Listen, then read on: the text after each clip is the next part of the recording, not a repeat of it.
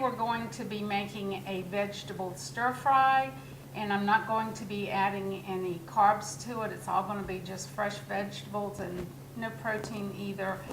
And we're going to start by heating the pan and putting the Brussels sprouts in first. We're going to soft cook them a little bit. Each one of them is going to be upside down with a little bit of extra virgin olive oil. And get them a little browned. Forgot my tongs. That one was not cut, so we're going to toss it. But each one is going to sit upside down until it turns a little brown. It adds extra flavor to it. It's very easy with Brussels sprouts to overcook them, or not overcook them, but cook them too long until they get bitter. They get bitter real easy, and that's not what we're after at all. We just want to accent the taste. And it takes just a couple minutes, especially with this powerful little gas stove. And I have made a vegetable broth that's going to go into it.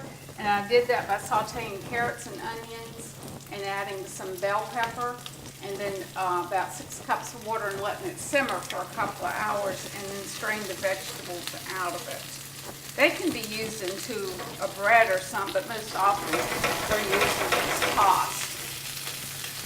Hear that sizzle? And then also we have a black bean sauce, which all I did was soften some black beans and steamed them for a couple hours. I softened them by putting them in a water bath for 2 days. They're pretty hard. They're like Fixties.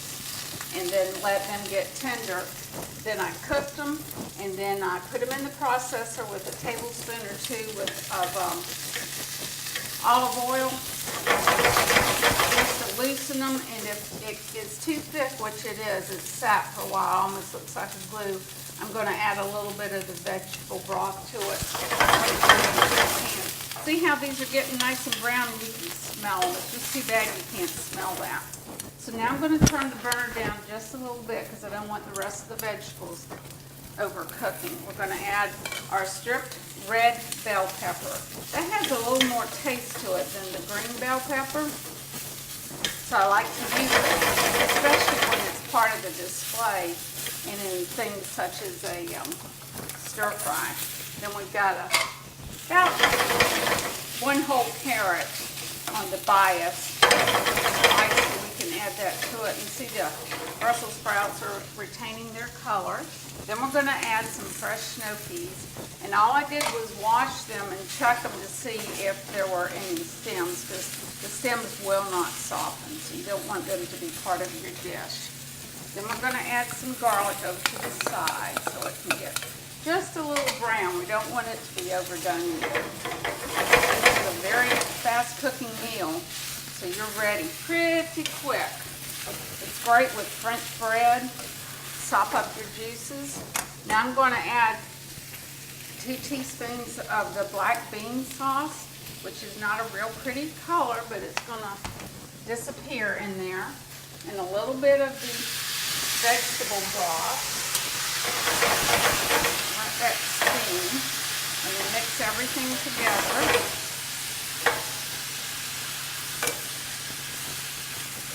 Add some salt, and then in just a minute I'm going to add the fresh spinach. See how bright green the snow peas are, and the red peppers kept their color, as did the carrots.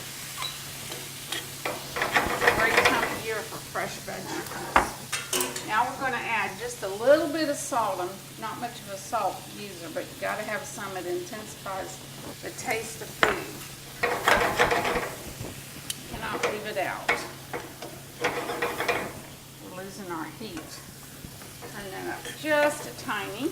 Then we're going to add probably about a cup of fresh spinach and let that cook down.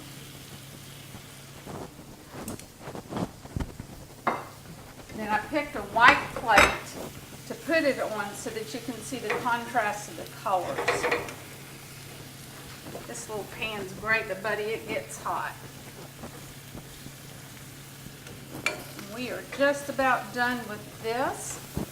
And you can add fresh pasta to it. And when you're adding something like pasta, cook that beforehand or while you're prepping your vegetables, because that's the longest part of this, is to cut up all your vegetables. And then add them in at this point with a little bit of that pasta sauce. And you have got a whole meal. Now we're ready to plate.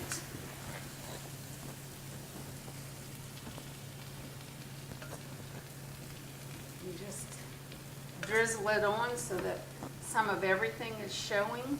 See how that pasta, spinach just disappears? This is also good with rice, and you would add it in with the spinach. Of course, pre-cooked rice. And there you go. You've got a wonderful filling dish. Once again, nothing but vegetarian for vegetarians.